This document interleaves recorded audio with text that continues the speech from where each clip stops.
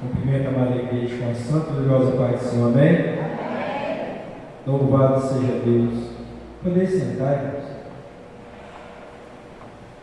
Efésios, no capítulo 6, no versículo 12, diz para nós assim: porque não temos que lutar contra a carne e sangue, mas sim contra os principados, contra as potestades, contra os príncipes das trevas deste século, contra as hostes espirituais da maldade nos lugares celestiais. Irmão, nós estamos vivendo um momento em que as coisas, conforme o nosso irmão Elimar falou que hoje, não estão fáceis para ninguém. Eu estava observando desde os louvores do início do culto, as palavras que foram aqui lidas, as palavras que foram faladas, os louvores que foram aqui entoados, e em tudo eu pude observar que Deus está falando com a igreja. Deus está trazendo uma mensagem para nós de despertamento, porque muitas das vezes nós estamos com os olhos abertos, porém estamos dormindo, espiritualmente falando. Eu comentei aqui com o irmão Haroldo e com o Elimar, no momento que o nosso irmão Adriano esteve aqui e leu 2 Timóteo no capítulo 3, porque eu tenho lido esse texto desde semana passada, todos os dias, porque o Senhor tem falado muito forte comigo através desse texto, e eu falei que maravilha, nós podemos observar que o Senhor ele tem se comunicado com o seu povo. O Elimar falou aqui que o culto hoje está diferente, porque quem escolheu estar na casa de Deus, escolheu estar porque simplesmente queria estar aqui adorando o Senhor. Conforme a nossa irmã Eunice falou, a nossa cidade está em festa, a festa termina hoje em paz, mas a nossa festa ela continua, porque a nossa festa é de adoração ao nosso Deus. E muita gente não consegue entender isso, e às vezes passa por tribulações, por sofrimento, por dificuldades, porque não consegue entender a diferença entre aquilo que é carnal daquilo que é espiritual. E o apóstolo aqui ele vem nos dizer que a nossa luta não é contra a carne nem sangue, mas sim contra os principados e contra as potestades, contra as hostes espirituais da maldade nos lugares celestiais. Irmãos, se nós estamos vivendo na carne, se a nossa vida é na carne, nós estamos aqui em carne, como é então que a nossa luta ela não é na carne, ela é contra as hostes espirituais? O apóstolo ele vem nos dizer que é algo muito claro, e que quando nós entendemos isso, a nossa vida ela vira totalmente de ponta cabeça em relação a esse mundo. Porque a palavra de Deus também diz para nós que o que é nascido da carne é carne, mas o que é nascido do Espírito, esse é Espírito. E o presbítero leu aqui nessa noite a instrução de Jesus a Nicodemos que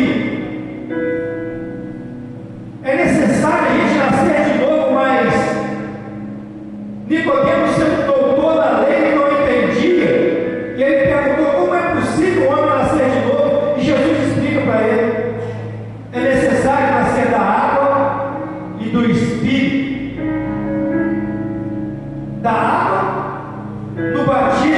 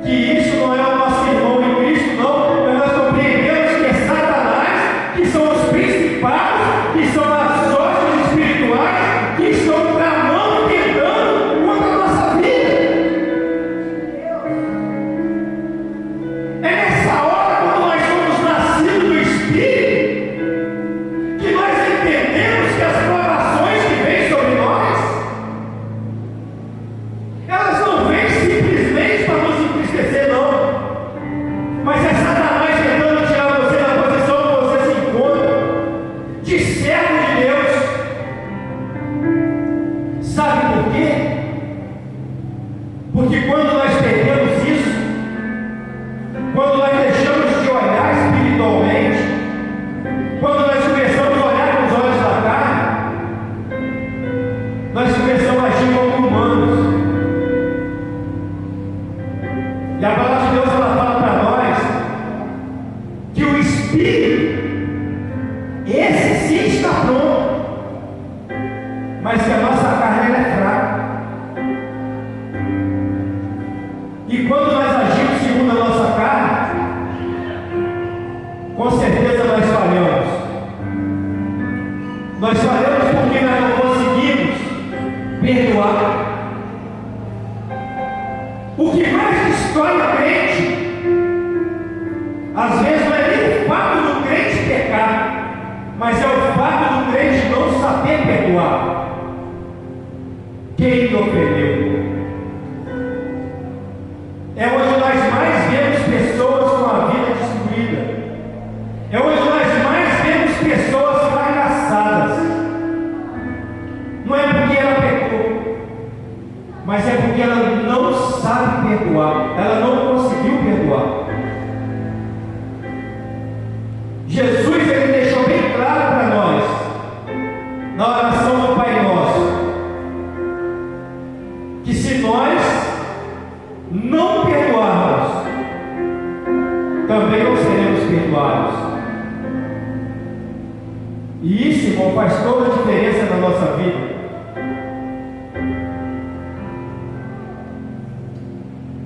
Quando nós agimos dessa maneira, é porque nós estamos enxergando apenas com a carne. São os nossos olhos carnais que estão vendo. Mas quando nós nascemos de novo, quando nós somos nascidos do Espírito, nós conseguimos enxergar espiritualmente. E aí sim, irmãos, nós temos total condição de amar como Jesus amou, porque o amor que Jesus ele desprendeu sobre nós não foi um amor humano, não. Mesmo ele sendo humano, ele nos amou com o amor de Deus. Ele conseguiu olhar para mim com toda a sujeira que tem em mim e falar assim: eu vou morrer por você. Jesus, ele olhou para aquela prostituta, uma mulher que na época era apedrejada, e olhou e: peraí, vamos ver se não tem um jeitinho para ela. E a vergonha que estava na vida daquela mulher passou para a vida de todos aqueles que queriam apedrejar ela. Ou vocês pensam que eles saíram de diante daquela mulher com as suas pedras nas mãos, jogando as pedras fora, de cabeça erguida? Quando Jesus olhou e falou assim: aquele que não tiver pecado, atire a primeira pedra. Será que eles saíram de cabeça erguida? Eu creio que não. Porque nenhum deles teve coragem de sequer jogar nela uma pedra. Então a vergonha que havia na vida dela foi maior na vida deles. Porque eles tiveram peito e coragem para expor o pecado daquela mulher que ela estava. Mas e eles? Qual deles teve coragem de chegar diante de Jesus e falar: mestre, me perdoa porque eu pequei? Qual deles? Jesus olhou para aquele ladrão lá na cruz na hora da morte.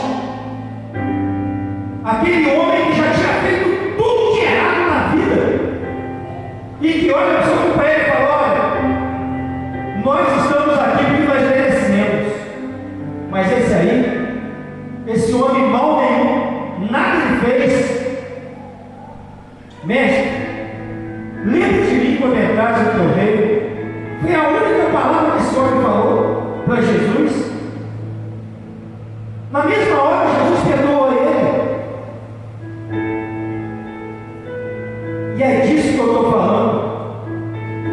Quando nós nascemos de novo, nós conseguimos enxergar o que nos diz aqui que as nossas lutas não são contra a carne nem contra o sangue. E nós conseguimos amar de verdade.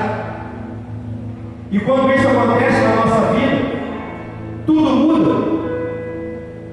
A maneira como nós olhamos para aquelas pessoas lá fora que todo mundo quer ver morto, a maneira como nós olhamos para aquela pessoa que nos ofendeu, verdadeiramente nós conseguimos fazer aquilo que Jesus fala: orai pelos vossos inimigos, bendizei aos que vos maldizem. E isso, irmãos, traz benefício não só sobre a vida daquelas pessoas, mas principalmente sobre a nossa, porque tudo muda na nossa vida, porque as lutas elas vêm todos os dias, as dificuldades elas vêm todos os dias, as ofensas elas vêm todos os dias, mas nós precisamos, como um povo de Deus, como os nascidos de novo, passados pelas águas, precisamos entender que a nossa luta ela não é contra a carne nem contra o sangue. Nós estamos vivendo no mês de maio, o mês intitulado Mês da Família. E quantas famílias estão destruídas? Quantas vidas estão assoladas, estão destruídas? E nós de braço cruzado olhando para o nada. Conforme a nossa irmã Érica falou aqui, nós saímos de casa, às vezes para vir assistir culto 2 vezes na semana. Mas, irmão, nós precisamos pedir ao Senhor que venha trazer para nós entendimento, visão espiritual, porque a nossa luta, ela não é contra a nossa carne, não. Ela é contra o inimigo de Deus. Porque um dia nós nos alistamos no exército de Deus. E aquele que é inimigo de Deus, ele se tornou o nosso pior inimigo.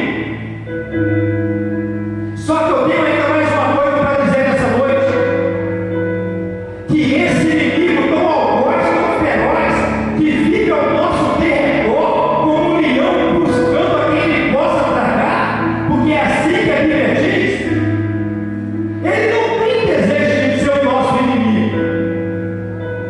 O desejo dele é ser o nosso Senhor, é se apoderar da nossa vida. Porque enquanto ele é nosso inimigo, ele sabe que a nossa vida está nas mãos do Senhor, que a nossa vida está nos pés do Senhor e que nós estamos guardados debaixo do esconderijo do Altíssimo.